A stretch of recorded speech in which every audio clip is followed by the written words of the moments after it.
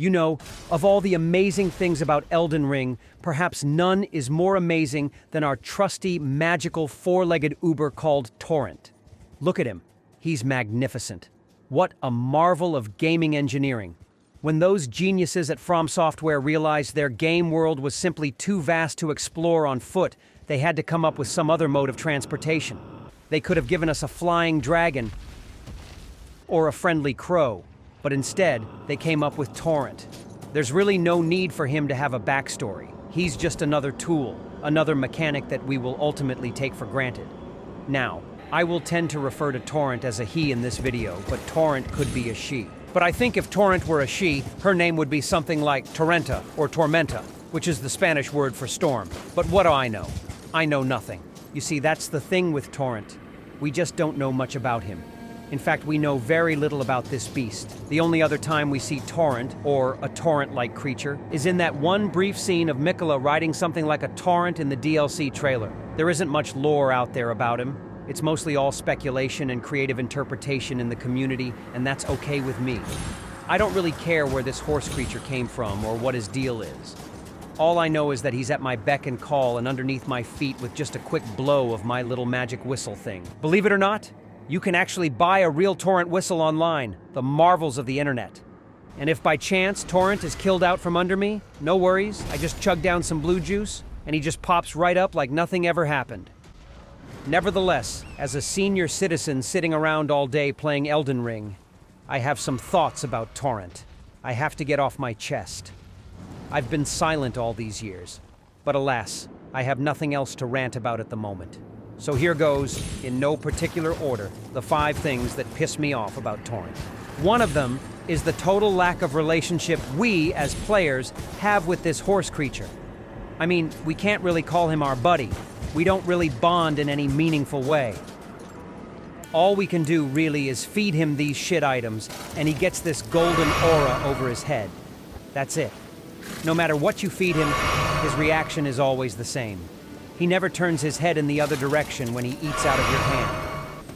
You see, the relationship between a man and his horse runs very deep, and that relationship was used to perfection in the Red Dead Redemption games. It set the standard for the relationship between a man and his horse in gaming.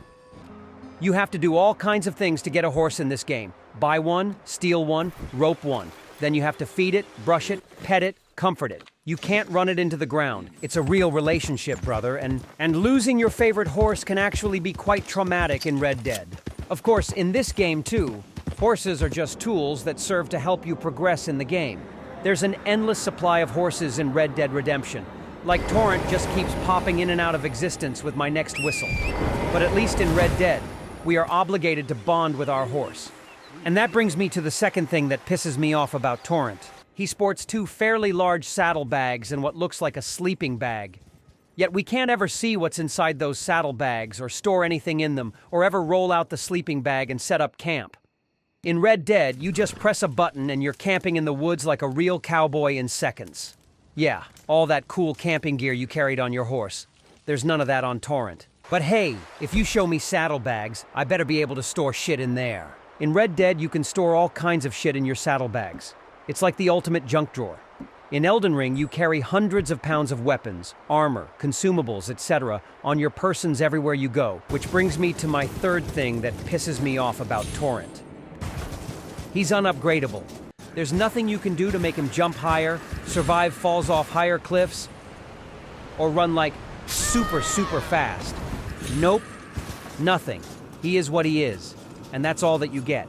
In Red Dead, you can jack up your horse in all sorts of cool ways. Look at that.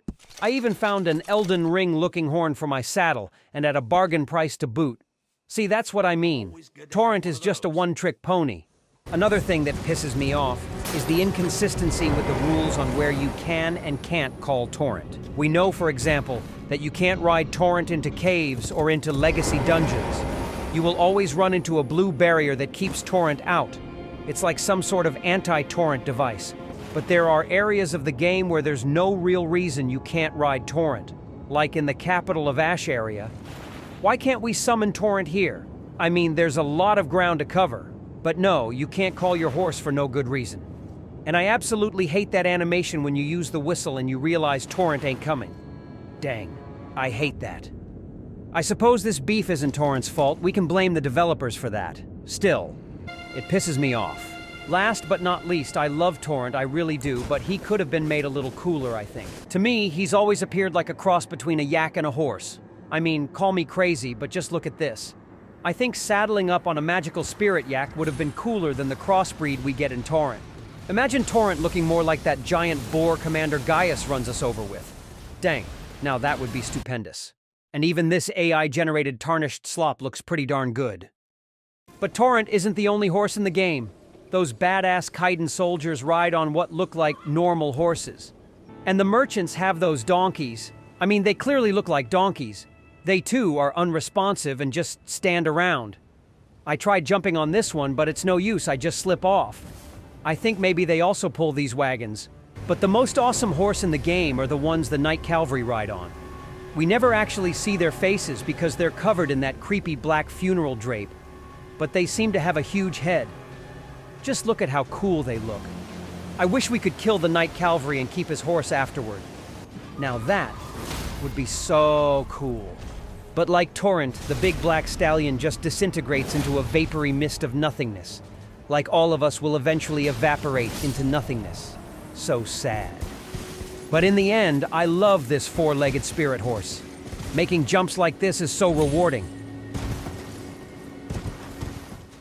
And flying up into the stratosphere on those spirit-jumping tornado thingies, man. They nailed it. What a thrill.